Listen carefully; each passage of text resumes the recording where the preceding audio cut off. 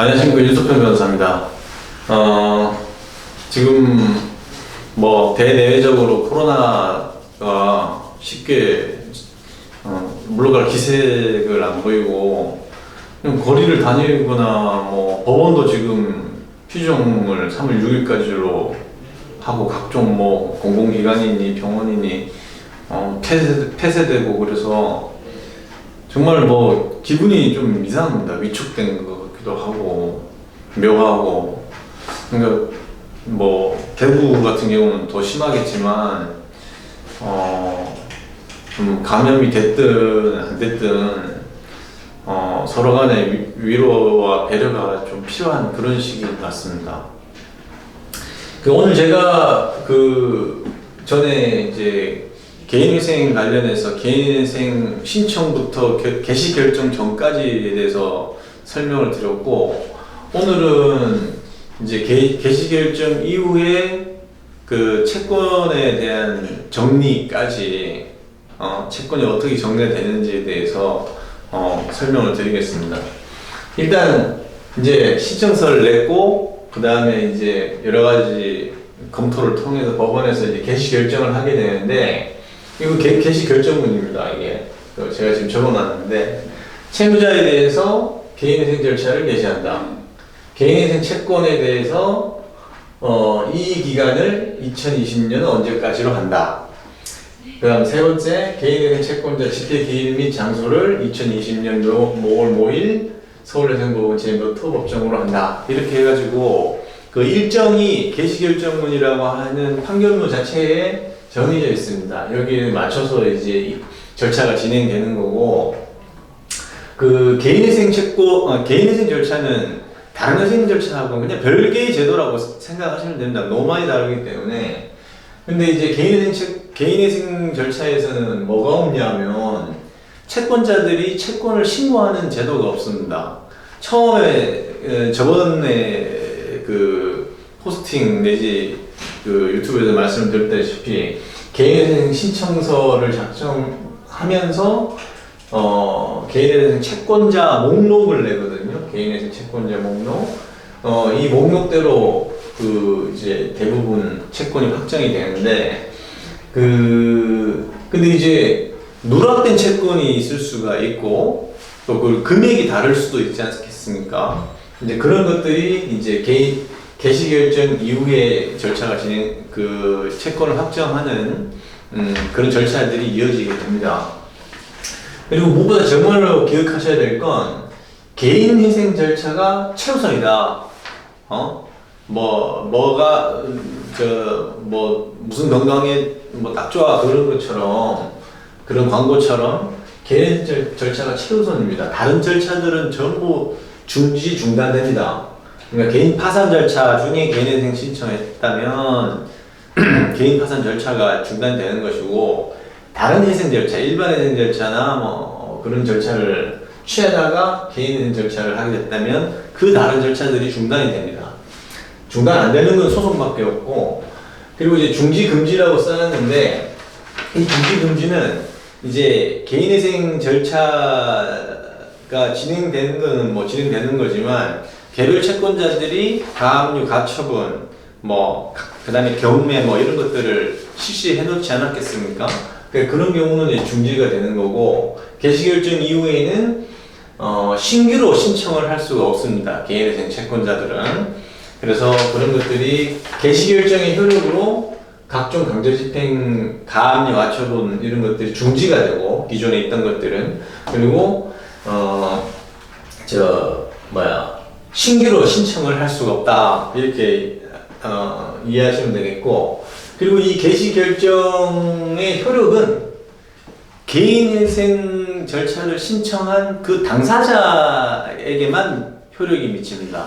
이 말이 무슨 말이냐면, 그 채무자를 위해서 보증선 사람도 있을 것이고, 물건으로 담보를 제공한 물상 보증인이 있을 것이고, 그런 사람들한테는 경매라든지 가압류라든지 소송이든지 가능합니다.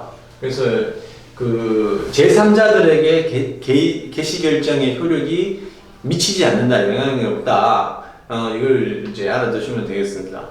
근데 이제 개인회생 절차를 이제 개시 결정을 받게 되면 절차가 이제 진짜 본격적으로 진행이 되는데 거기에 대해서 저기 불만인 채권자들이 있을 거 아니에요?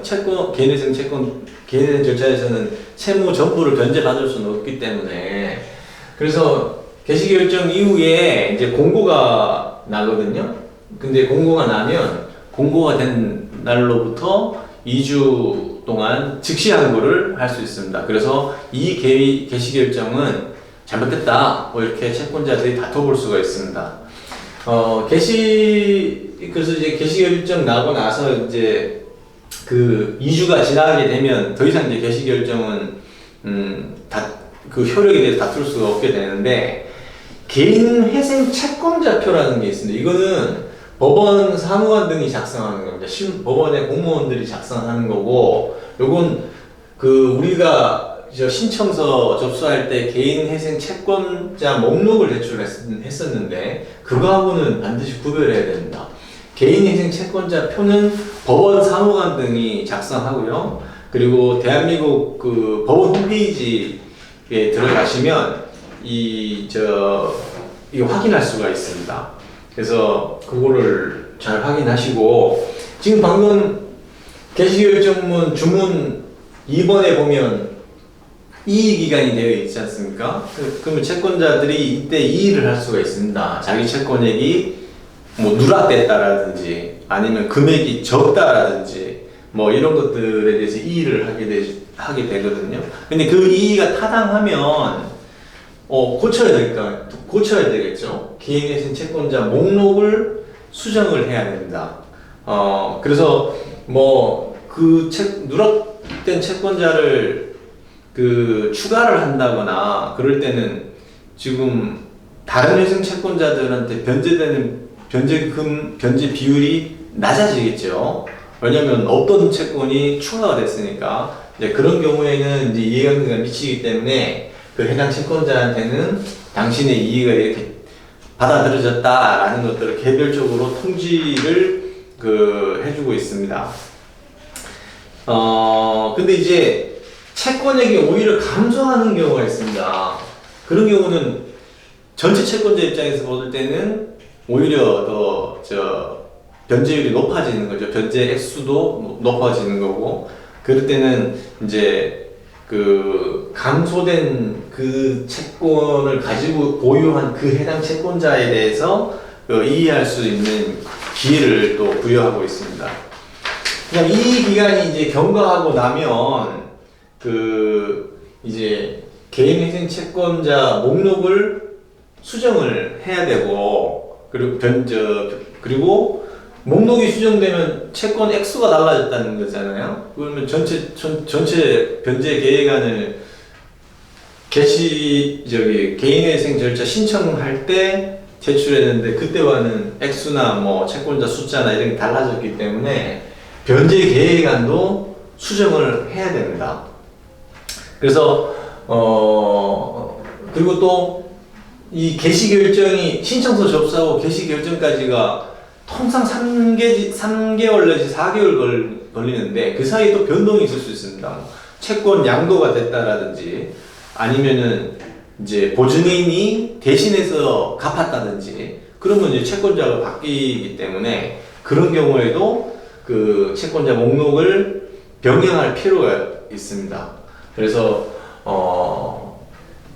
그런 변동 내역들을 다 이제 추려가지고 정리를 하게 되면 이제 개인회생 개시 결정 이후에 채권이 이제 어느 정도 확정이 돼서 그리고 또 변제 계획안도 그에 맞게 수정이 될 테니까 이제 거기까지 해서 이제 1단락을 짓게 됩니다. 다음 그 이후에는 이제 제가 다시 또 다 설명을 드리도록 하겠습니다.